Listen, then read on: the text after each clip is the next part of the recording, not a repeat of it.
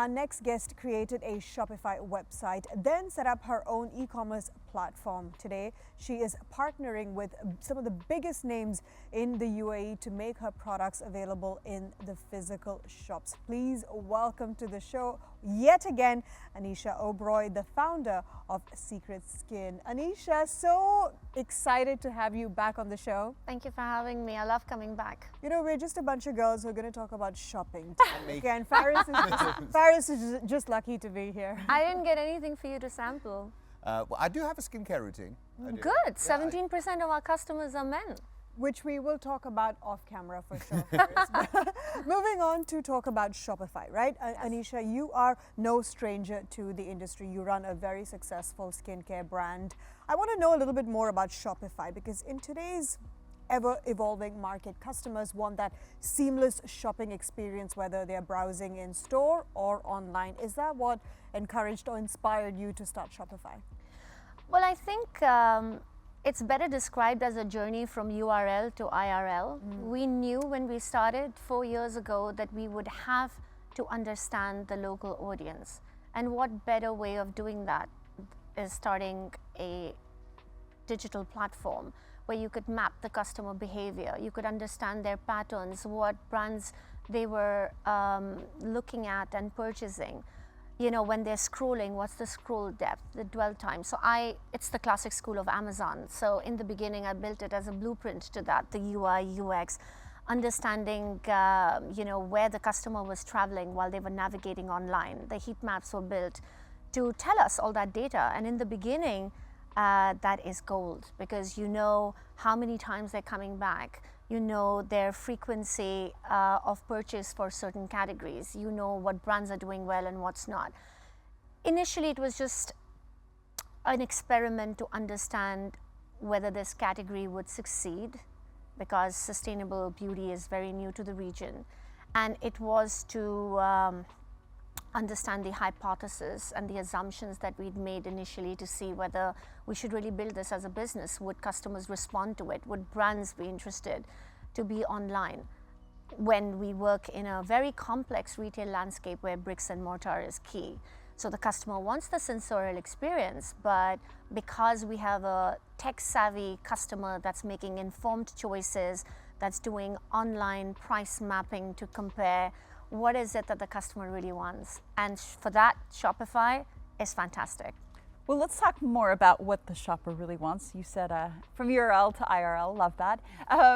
What evolutions have your websites and platforms gone through? Like, what are the biggest changes and maybe biggest surprises that you've encountered? Well, I think that when COVID was happening, which is when we launched, the focus was on launching skincare because more and more people were becoming aware of their own mental health and wellness. People were taking calls on Zooms, they were wearing less makeup. It was all about a shift with regard to how people were treating their skin at the time and how the digital penetration was becoming more and more prevalent. So we built it on Shopify, we customized it because it was important for us to look like a premium platform, not just any platform where you could come and shop and you could see deals. We didn't want to be that. We wanted to give birth to this category called eco-luxe. So it's not really eco. You won't find the brands at, let's say, farmers markets, and you won't find them in the luxury segment because, you know, the positioning is different, the pricing is different. So we wanted to create something that was in between, that was affordable, it was effective, and we wanted the customer to be able to buy it immediately and have the product locally available to get it the same day. That was really interesting to see. The customers loved unboxing, the whole experience of finding GWPs, no plastic, recycled paper. We very mindfully selected the brands that we went live with. So when we launched, it was 7 brands. We're at 51 brands today, with Korean and men's care being very prominent.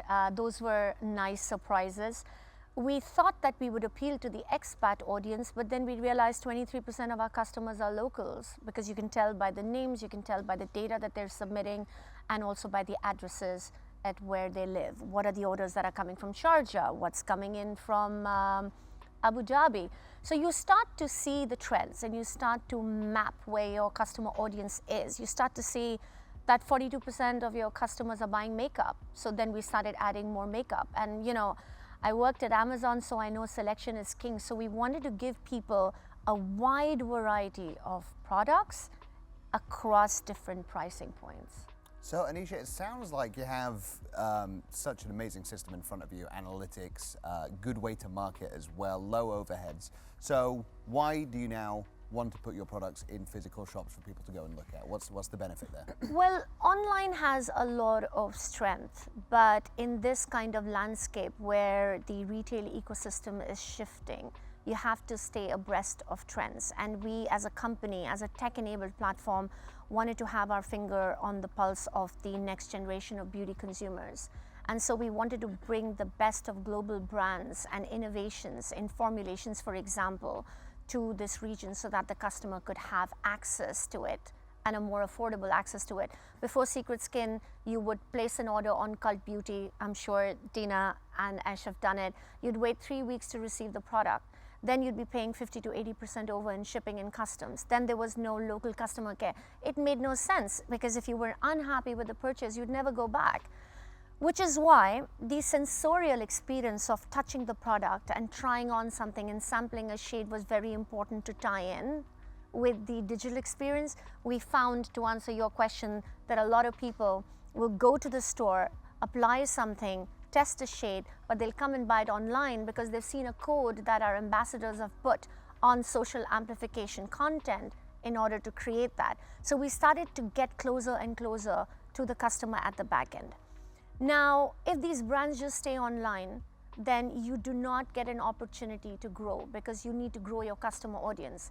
An online platform can only grow its audience by spend, and we didn't want to spend. We didn't have the money to spend, but we wanted to make sure that this growth was organic, from the PR credibility to the marketing campaigns you were running. It was a different playbook.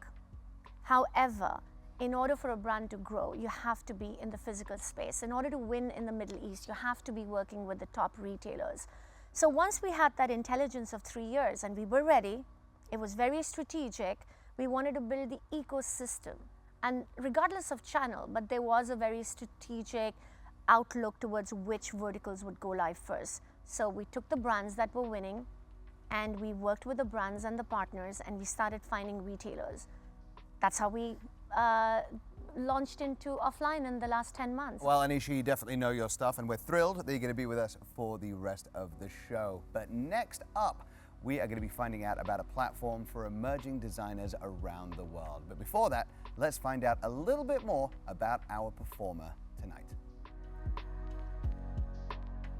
Hi guys, this is Venus and the Chili's Band, and watch out for our song, I'm Simply the Best, so stay tuned.